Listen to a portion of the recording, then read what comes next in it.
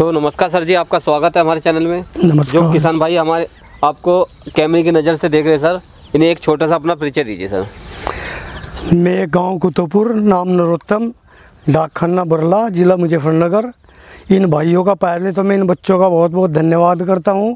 ये हमारे पास आए, जानकारी लेने के लिए आए और हमारी जानकारी मेरे किसान भाइयों में शेयर कर रहे हैं। इससे हम बहुत खुश हैं जी। इन्होंने बहुत प्रयास किया जी। हमने अपने बच्चों को पढ़ाया। बच्चे पढ़ने के बाद सरकारी नौकरी तो लगी नहीं, जी जी अपने एक्सपीरियंस से में घूमे। उन्होंने आकर हमें बताया कि खेती से बढ़िया आप यहाँ पर मौसमी का बाग लगाओ। जी। हमने चवन्नी नस्ल की मौसमी यहाँ लगाई। वे बच्चे भी यही काम कर रहे हैं, इसी में ही। और इसमें हमारा लगाने का खर्चा करीबन 3 बीघे के हिसाब में 12-13 हज़ार रुपये का आया। जी। उन 12-13 हज़ार में हम पेड़ भी लाए और लगवाए भी। और ये पेड़ हमारे अब 2 साल के हो गए। इनमें से कुछ पेड़ ने फल देना शुरू किया है, कुछ अभी नहीं दे रहे हैं, शायद अगले साल देंगे। और ये हमें नींबू से ज़्यादा मंदे पड़े हैं और उनसे ज़्यादा हमें आमदनी देंगे। मेरा सभी किसान भाइयों से निवेदन है कि इस नस्ल को, चवन्नी नस्ल को लगाकर आप अधिक से अधिक मुनाफा कर सकते हैं। हमारे गेहूँ, ईख और जो अगल बगल की फसल है उनसे ज़्यादा आमदनी हम इनसे ले सकते हैं। और इनमें लगाने के बाद टाइम पे आप पानी दो, टाइम पे आप खाद करो। इनमें सुंडी ज़्यादा रोग लगता है, उसका स्प्रे दवा का आप दुकान से, यूट्यूब से, किसी से भी मालूम करो और इन पे टाइम पे स्प्रे करो जाओ, तो ये बहुत अच्छा चलता है। बहुत अच्छा, कम खर्चे में आमदनी बहुत ज़्यादा है। तो आप, मेरा सभी किसान भाइयों से निवेदन है कि आप नई नई चीज़ पैदा करो। इसमें हमें और मौसमियों से ज़्यादा रस मिलता है और उससे हमें आमदनी भी ज़्यादा होगी और हमारा मार्केट में नाम भी होगा। सभी किसान भाइयों से निवेदन है कि इस तरह की फसल अलग अलग, और किसी और किसान भाई पे कोई और नस्ल हो वो भी अपना एक्सपीरियंस इन्हें दो। जैसा हमने मौसमी का बाग लगाया है, इससे हमें बहुत आमदनी होने की उम्मीद है। ऐसे ही जिस किसान भाई को कोई और कार्य कर रहे हो वो भी इन्हें जानकारी दे, वो भी सबको मिलेगी और किसान भाई जागरूक होगा। किसान भाई जागरूक होगा तो देश में हमारे अलग ही आमदनी शुरू होगी, अलग ही तरक्की आएगी। इससे हमारा देश भी आगे बढ़ेगा, गांव के कार्य भी आगे बढ़ेंगे, हमारे बच्चों को साधन भी मिलेंगे। वे नौकरी की तरफ चलने के बजाय इन कामों की तरफ चलेंगे। इससे रोज़गार भी बढ़ेगा, जो इसे मोल लेगा, खरीदेगा, वो भी इससे कुछ कमाएगा। हमें भी आमदनी होगी, उन्हें भी होगी।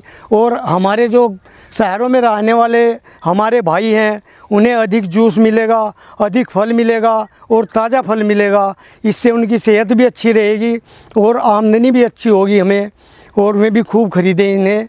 अच्छी नस्ल है, चवन्नी नस्ल की मौसमी है, बहुत जूस देती है। जी। तो देखिए किसान भाइयों, सर ने हमें बहुत अच्छी जानकारी दी है, प्रॉपर जानकारी दी है, और कौन सी नस्ल लगानी चाहिए, इससे क्या लाभ है किसान भाइयों को। तो खेती गन्ना तो सब करते हैं, इन्होंने कुछ अलग हटके किया है।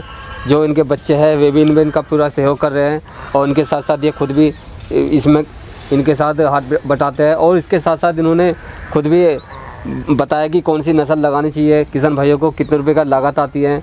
अब तो सर से एक बात और पूछना चाहता हूँ मैं सर, जैसे सर आपने पेड़ लगाया था तो इसकी पेड़ से पेड़ की दूरी सर आपने क्या लगाई थी?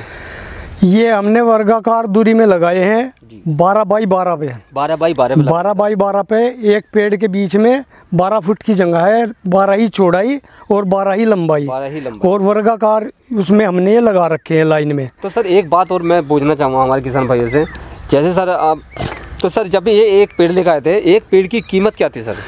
भाई एक पेड़ हमारा 85 रुपये में आया था और 5 रुपये में हमने यहाँ उसकी लगवाई दी थी। 90 रुपये के करीब हमारा एक पेड़ तैयार हो गया था। तो सर लगभग कितने साल बाद ये फल देने लगता है सर? भाई कुछ पेड़ तो इनमें 1 साल बाद ही फल देने लगे जी। कुछ ने दूसरे साल दिया और कुछ हमें उम्मीद है अब की बार सब के सब पेड़ फसल दे देंगे, सबके सब पेड़ फसल दे। और एक सबसे बड़ी बात यह है, अगर हम नींबू लगा रहे हैं तो वो तो साल भर में कई बार तीसरे दिन रोज टूटते हैं, और ये मौसमी की नस्ल एक बार तैयार होती है और एक बार ही सब पैसा आता है। एक बार यानी कि एक बार ही आपको इकट्ठा पैसा आएगा और एक बार ही इसका फल एक बार ही मिलेगा और एक बार ही मार्केट में जाएगा। तो सर जैसे फल की बात कर रहे हो सर आप, तो ये किस टाइम आपको फल देना लगता है सर? ये कौन सी मौसम में? ये हमारा मार्च अप्रैल में इसका फूल आना शुरू हो जाता है और मई में फलने फूलने शुरू हो जाते हैं और जून जुलाई में जाकर ये तैयार हो जाते हैं। तैयार हो जाता है। तो इनकी जैसे रोगों की बात की जाए, कीटनाशक की बात की जाए, तो इनमें कौन सा रोग आता है सर? सबसे ज़्यादा इनमें सुंडी का और जाला रोग आता है। जाला रोग आता है। जब भी हमें कोई पेड़ का पत्ता आपस में चिपकता दिखे तो तभी हम, जैसे ये हमारे पेड़ के पत्ते चिपक रहे हैं, तभी हम देख लें कि इसमें जाला रोग आने वाला है। जी जी। तो उसकी दवा हम दुकान से लाएं और करें। जब हमें इन पे सुंडी दिखे या कीड़ा दिखे तो कीड़े की दवा लाएं और उसका स्प्रे लगाएं, तो उससे ये पेड़ अच्छे चलते हैं और ठीक चलते हैं, आमदनी भी इससे अच्छी होगी। मेरा सभी किसान भाइयों से निवेदन है, आप नई नई तकनीक से नए नए पेड़ लगाए, नई नई चीज़ उत्पन्न करें, उससे हमारे गांव में, शहर में, देश में सब में तरक्की आएगी और ये हमारा साधन बनेगा।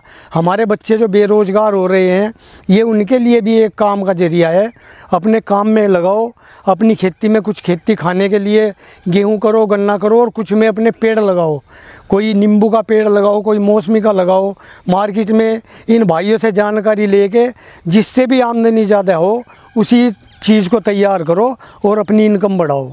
तो देखिए किसान भाइयों, सर ने हमें कितनी प्रॉपर नॉलेज दी है, कितनी अच्छी बात बताई है, कौन सी वैरायटी लगानी चाहिए, कितनी लागत आती है और कितने रुपए का एक पेड़ का कितने रुपए का खर्चा आया था, लगाने में कितने रुपए का पेड़ आया था, तो प्रॉपर जानकारी सर ने हमें दी है। तो सर एक जानकारी मैं अपने किसान भाइयों से पूछना चाहता हूँ, जो सर ये इसमें सबसे अच्छी बात एक और है कि ये पेड़ लगाने के बाद हमें कम से कम 18-20 साल तक फसल देगा। उसी बीच में हमने जो जगह छोड़ रखी है, जब हमें दिखे कि हमारा पेड़ कुछ पुराना हो गया, नए पेड़ चालू कर लो, तो फिर हमारी आमदनी चलती रहेगी।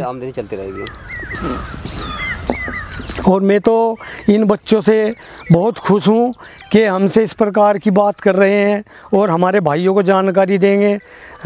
इसके लिए हमारा मन बहुत प्रसन्न है और मैं इनका धन्यवाद करता हूँ कि ये हमारे बीच में आकर और ऐसी ऐसी जानकारी लेकर और हम सब भाइयों में बांटते हैं। इनका बहुत बहुत धन्यवाद।